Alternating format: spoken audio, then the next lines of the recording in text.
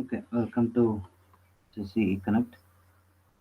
In the previous class, we were discussing about some of the very good concepts about the conventional water treatment process and the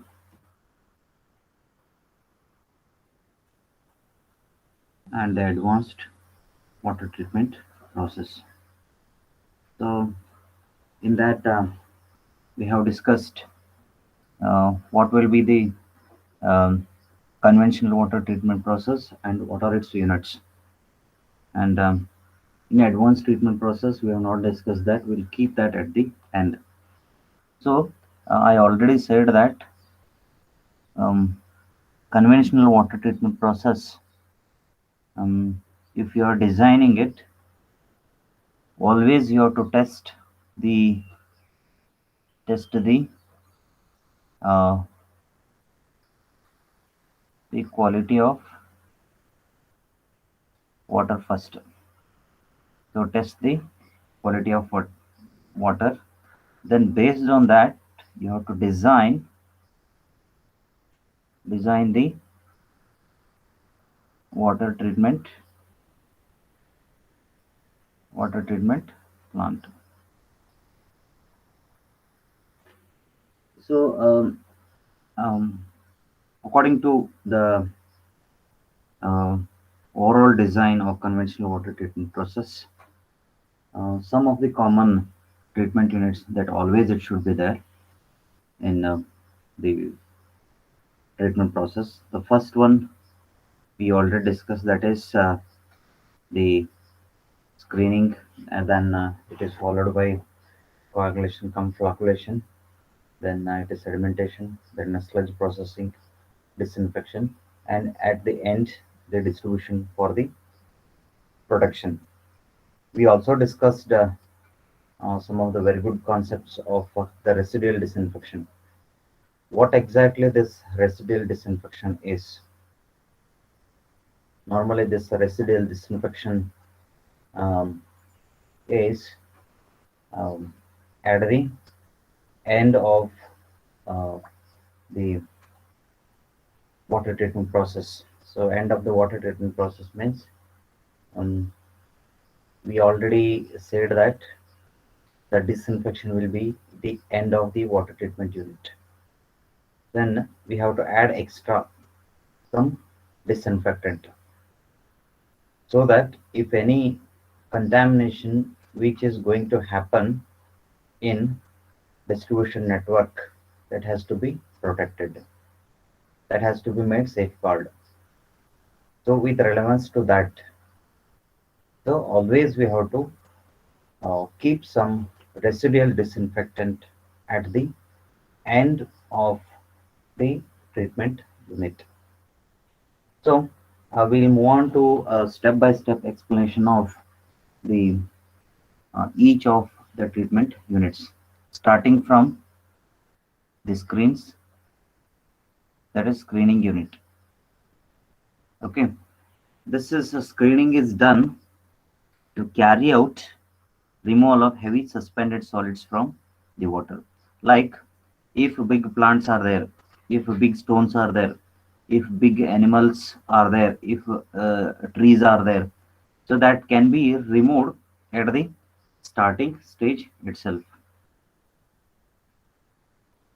If you are not removing it, definitely it is going to obstruct in the next treatment process. So whenever you are doing or whenever you are designing any of the water treatment plant, this is the first case. Means first you have to remove the bigger particles, then the smaller particles. Suppose if you want to remove the bigger particles, so then better to provide the in between the size. Normally the screens will have like this. I'll show you in the um, schematic diagram. This is uh, the side view. If you see the plan, this is what the screen. If you see the plan, So you can see the like this screens. If you want to remove the big particles, okay, first this, let it be size, it will be more, whatever the spacing between these are the bars. See, this is the surrounding structure, whatever it is there. In between, you have to provide the bars. Um, Even whenever you're designing any of the screens, it has one specific size. What will be the size of the bars and the size of the openings? These are the openings between the bars.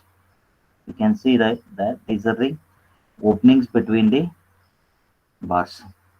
So initially, if you want to remove the big particles, the spacing between these two has to be increased.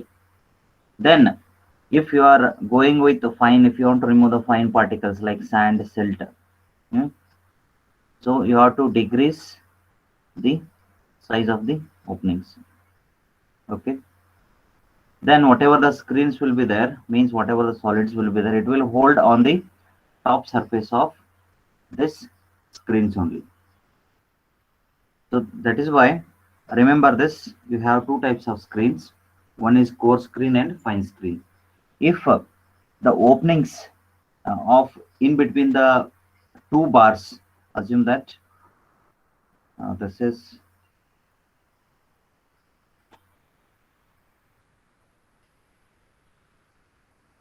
okay, assume that this is the fine screen. The same size I will draw it here. I'll draw it here. So I will draw only one bar here. See here it is only one bar. This is coarse screen. Coarse screen. One, two, three bars are here. But here it is only one bars. Here it is one, two, three. This is for fine screen with a similar size. So this one is used to remove the like sand particles. You might be only knowing screener how exactly screens are going to work. Sand, if it is silt is there, that can be used. Then coarse screen, it is used to remove some of the big particles. Always, whenever you are keeping, um, first keep the core screen first, then go ahead with the fine screens step by step. So don't keep at the first stage. Suppose if the water is coming along this direction, first keep the um, coarse screen, then you keep the fine screen. Just I'm drawing the plan here. So here it is core screen. Here I am drawing the fine fine screen. So step by step, first you have to remove the, this is the water direction. So it has to go and it has to enter. Then it will move to the other treatment process. So this is, you can see here how exactly the core screen. What will be the size of that? You can see here big particles are there. These are all coarse screens. The core screens in the form of bar size is 10 mm to 25 mm, having the spacing 2200 mm center to center. So this is the size of coarse screen. Even the bar size is also very high, and the um, for even for um, the spacing is also very high. So then when it comes to the fine screen it is, you can say it is 1 mm to, normally 1 mm to it is 5 mm. Then size is also very less, and the spacing it is like very less. You can say um, it is varying from, it is varying from 10 mm to 100 mm based on the um, type of solids you are treating it. So if sand salt particles will be there, So it is better to provide with a lesser size. Even you can say 10 means it is just 1 centimeter. You can provide 1 centimeters. Even still, in some of the cases, they may provide they will start with 1 uh, as you move on to there's some specific applications. If you want to remove very less fine particles like mm, very fine salt particles, is very minute, it is in the powder form, sometimes they may get up to 1 um, that is spacing also. So always uh, with a lesser spacings you can remove the lesser size particles. So that is the main intention of this course, as a fine screen. Core screen, it is specifically designed for removing the bigger particles which are coming in the um, either in the surface water. Normally in the groundwater, these are all not necessary. You can provide only fine screen for the groundwater source. Suppose if you are using the surface water source, then go ahead with the core screen followed by a series of fine screens. And you can design the screens in a such a way that also not only one screen is put, you can put it in parallel or in a series. You can series in a series you can series you can put the core screens followed by then go with fine screens, again go with fine screens. So here spacing has to be degrees, spacing between the bars. As you move on, the spacing between the bars has to be degrees along this direction. Suppose if the water is coming from this direction, okay, first coarse, then it is fine, then again it is fine. As you decrease it, just um, reduce the size, reduce the size of the screens.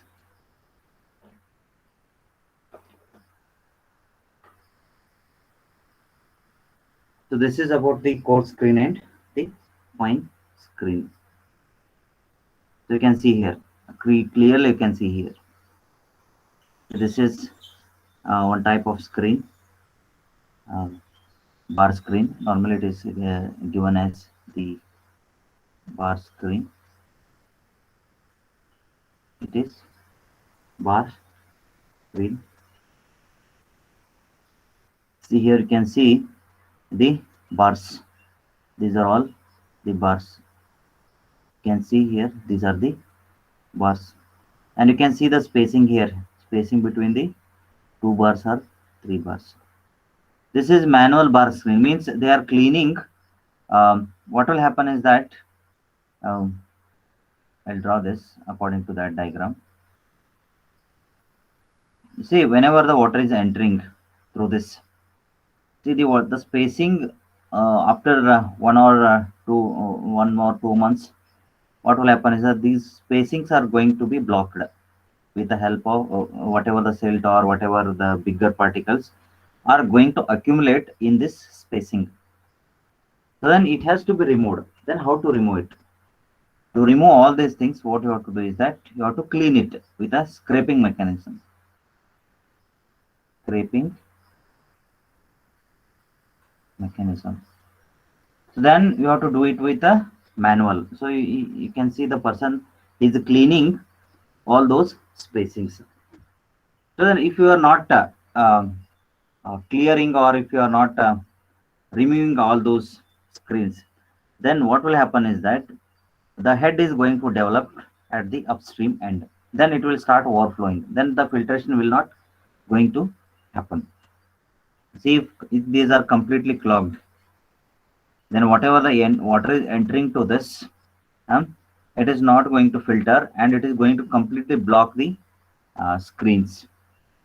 Once it is going to block it, then it is uh, very difficult to filter it, or the water will start overflowing. Then always you have to go with, you have to frequent cleaning is required. Then the mechanical type of screens, what it will do is that always here one scraping mechanism will be there. 1 or 2 days, always this is one type of scraping mechanism it is here. Always, whenever it is going to block it, it will clean here with moving. This is a movement will be there. Whatever this portion I can see, it will move from this portion to this portion, or from here to here. Always that movement will be there. What it will do is that it will clean and it will store the silts and sand accumulated in that spacing at this, this here at the bottom. Here one openings they will give. That openings is to collect the silt. Openings is to collect the silt. So this is about the screens. Then how exactly this should be there? Always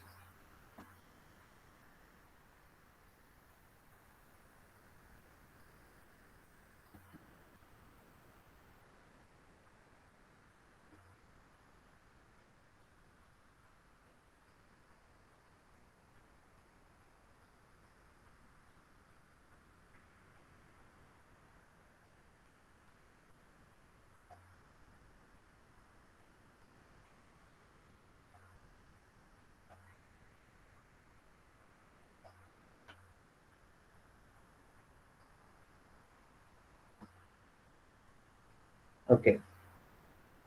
If you see the what will the specifications of this bar screens. So then the same concept will be there in your wastewater treatment also. The same we will use it in wastewater treatment also, because even wastewater also consists of many of the solids that are going to present in water. So then bar screen is one a typical type of screen in the core screen as well as the fine screens. Um, what will be the sizing? What will the spacing when you are using it for manual and you are using it for um, the mechanical?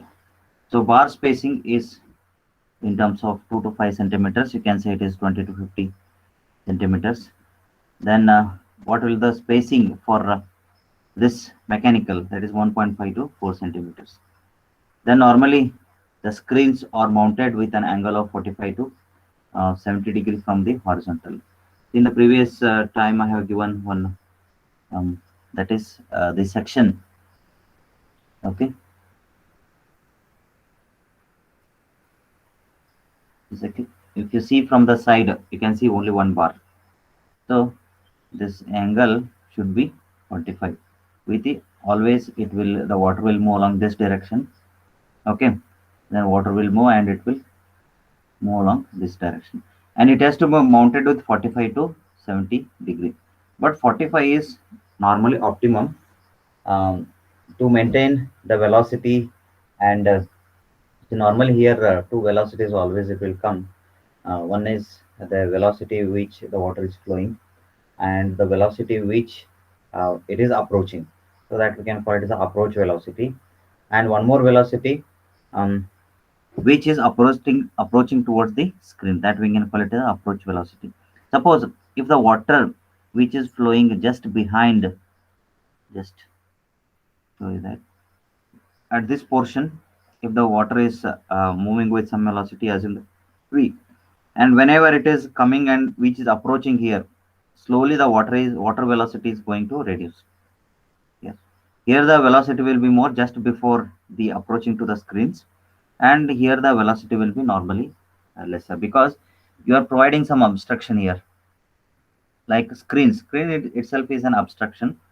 If you are providing that obstruction, then the velocity definitely it is going to decrease. So we'll discuss these two velocities whenever we'll designing the screens. So systematic protocol is there to design the screens. So whenever you are designing the screens, so how much angle you have to mount the bars, then how many number of bars are required, and how much spacing is required. So then what will be the total estimated cost for the bars? That all the things we have to discuss in this um, screens. So That is what the spacing is, 2.25 centimeter for the manual bar screen. Then the mechanical bar screen, that is 1.5 to 4 centimeters. Then why, if you compare with the spacing in manual and mechanical is a little bit lesser compared to manual, because um, manual, it requires a little bit more space, because most of the time, if the spacing is very less, you cannot clean it. But when it is mechanical, so it is a standard cleaning mechanism will be there, then you can reduce the size. Then here, a little bit, screen is mounted an angle of 70 to 90 degree from the horizontal. Why they will increase the angle here to um, 45 to 70 is the optimum for the cleaning, manual cleaning. If you provide the same with a manual, the cleaning is very difficult. That is why they will increase the mounting angle of the screens for the mechanical bar screens.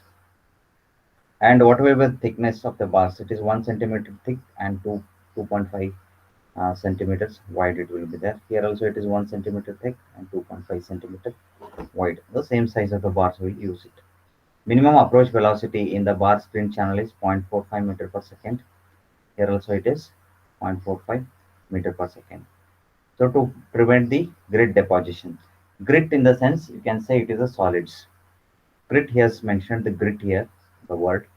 That grit stands for the solids which are going to deposit in the screens.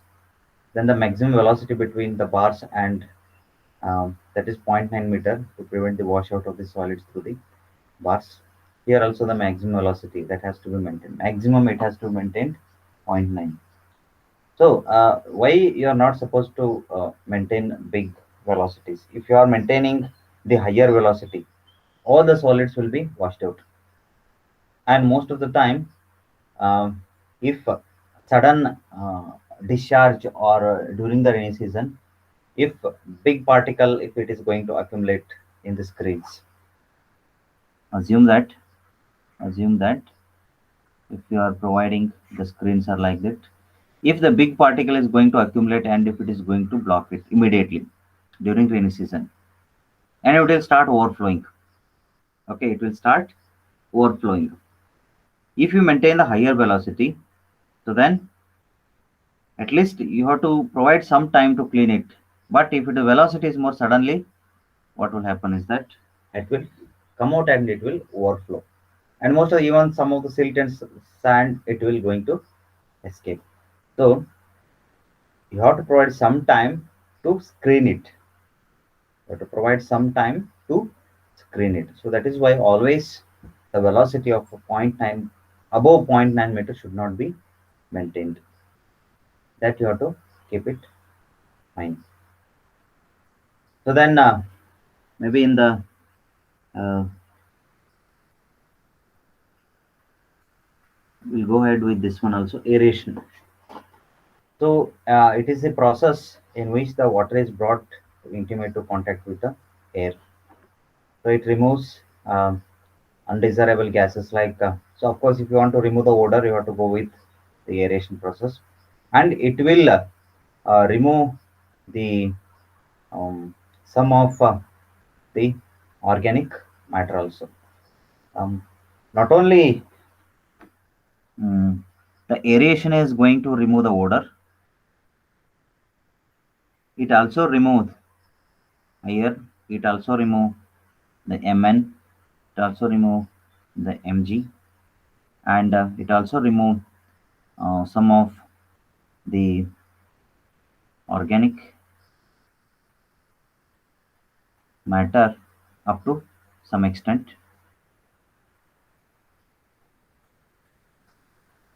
So this is the purpose of doing the aeration. How exactly aeration can be done? So just uh, provide provide provide an opportunity to expose water to air. See, if the water is flowing, uh, take an example as a best example. One is flowing water. You can take river. Take river. And one more is pond, which is stagnant water.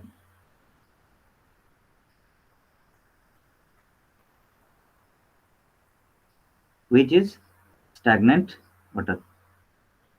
Flowing water is river, and the pond is stagnant water. So in the stagnant water, okay, lot of water will be there.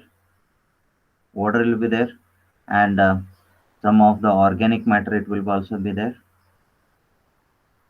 Organic matter in the sense means any dead um, leaves or dead trees which are accumulating on the surface water body.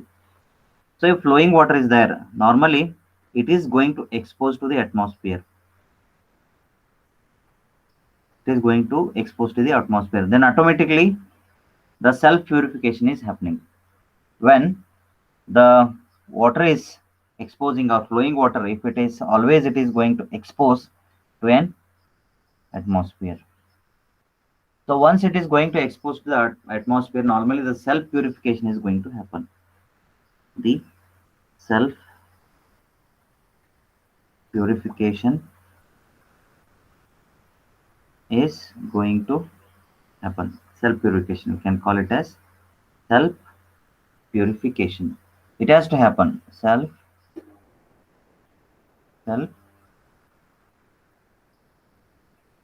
Once this self purification is happening, all this odor, Fe, Mn, and Mg, all these items are, or all these pollutants are removed. See, excess we have to remove. Not only Fe, Mn, and Mg is required for our body, but if it is excess, that has to be removed. That has to be removed. So keep it in mind that iron, manganese, and Mg, these are all essential for our body. But if it is excessive, that has to be removed. Whenever the flowing water is there, then you can drink it. But stagnant water, you are not supposed to drink it because it is not going to the process of self purification. The stagnant water is not going to uh, make self purification. The flowing river always it is going to make the self purification. During this flowing water, once it is exposed into the atmosphere, so then most of the gases like CO2, hydrogen sulfide, and some of the undesirable gases, and some of the Fe and Mn extra, they are there, that we are going to remove in this aeration process. So one type of aeration, that is step aerators or cascade aerators. You can see in this diagram, the water is flowing along this direction, and layer by layer it is exposing to the atmosphere. Layer by layer it is exposing to the atmosphere. So this is one process of purification of the water. So here you can see that cascade aerators. This we will discuss because it requires some concepts that has to be. It will take some time designing of the steps and uh, steps aerators that will discuss. Means this is, you can see the water is flowing in the steps. Here the steps are there.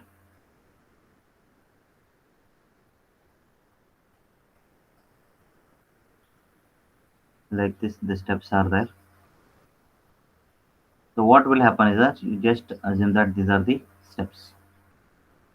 So water will flow in these steps. Why the steps aerators, or normally we can call it as cascade aerators? Why these cascade aerators are required? So here maximum uh, water is going to expose to the atmosphere by doing this. But simply when it is flowing, but it has to flow with a longer distance. In reverse, um, there also the purification happening, but it has to go with a longer distance. But here with a short distance, you can expose the water to the maximum air. So this is one process of making the cascade aerators. Here also some of the things are there. You have to design the steps. How many steps are required? How much water is flowing on this? How much oxygen it is exposing? So that kind of things is there in aeration. This is two types are there. One is oxygen is directly entering into the water, or you just expose the water to the air. Then one more, you can see that in aquariums directly oxygen itself is entering into the water with the help of the um, diffusers. We can call that one as the diffusers. With the help of the diffusers, a small diffuser will be there. So you are here, small holes will be there. From this, the bubbles you are going to see inside the aquarium. So they are nothing but oxygen is entering to the that aquarium for the survival of the fish. But in this case, in the cascade aerators, you are making the water to expose to the air. So automatically, water is entering to a air environment. Then in the aquarium, air is entering to the water environment. That is the two process of making the aeration. That is also aeration, and this is also aeration. So the next process we will discuss in the next class, possibly. mm, mm,